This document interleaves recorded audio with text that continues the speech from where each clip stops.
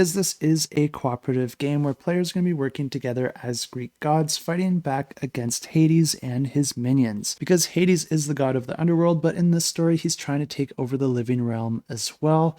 So he has tricked you and your party into coming to the underworld, where he has poisoned you and knocked you out and zapped you of all your godly powers.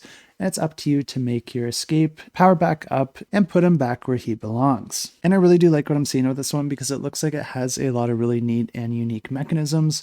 And not only that, for a campaign game that's offering this much, it doesn't look too fiddly to set up and play, which I am always a huge fan of. But the way that all this works is you're essentially playing the campaign through this booklet, which makes it really easy to set up each of the scenarios. And this is going to provide the main map.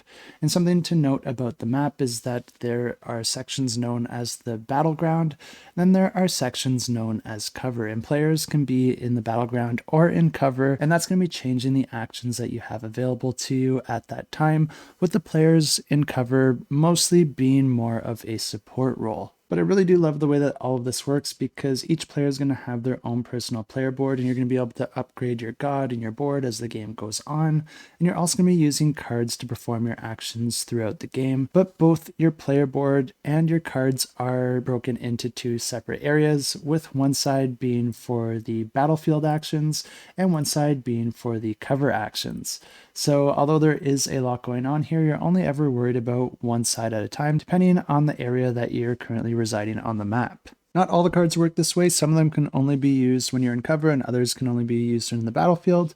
But I really do like that there is a few different options here, with some of those cards falling into those categories, and then some of them giving you different options depending on where you are, because that's going to give you another decision point to decide if you want to use that card now where you are, or if you want to save it for a future turn. But on a player's turn, they'll be able to play up to 4 of these cards to the bottom of their board, and you'll be able to perform the action specified on that card, which can be very unique and specific to that card, or it can allow you to perform one of the basic actions out on your player board. And there are also cards that allow you with different benefits for battle, which is really important, because letting too many enemies build up on the map could be one of the ways that you lose the scenario. One thing to know about your action cards is that this does utilize a bit of deck building, which means that you do get them back later in the game, except for your combat cards, which go into a separate pile and you have to perform a particular action to get them back. So you do want to be very strategic with when you play those cards. And you don't want to end up in a situation where you've used all of those way too early and you're not able to fight off those enemies. But aside from helping you in battle, these actions can also allow you to move around on the map,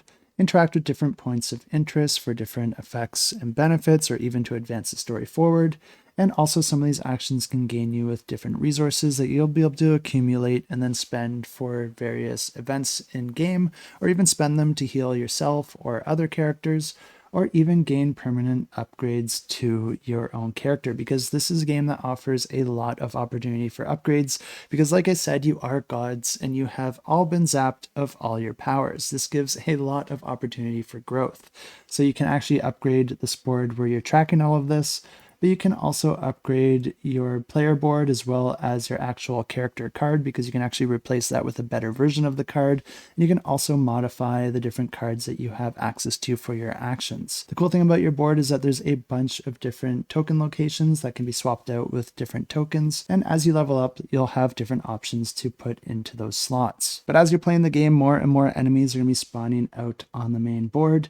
And if you ever start your turn in a location with an enemy, that essentially represents how much danger is in that location, and you're going to have to draw that many enemy cards every time that you start your turn there. Each of these cards can have a special ability as well as a different amount of health and a different reward if you defeat them, but you will want to try and defeat these as soon as they appear, because they'll also have ongoing effects that will trigger every single round they go undefeated.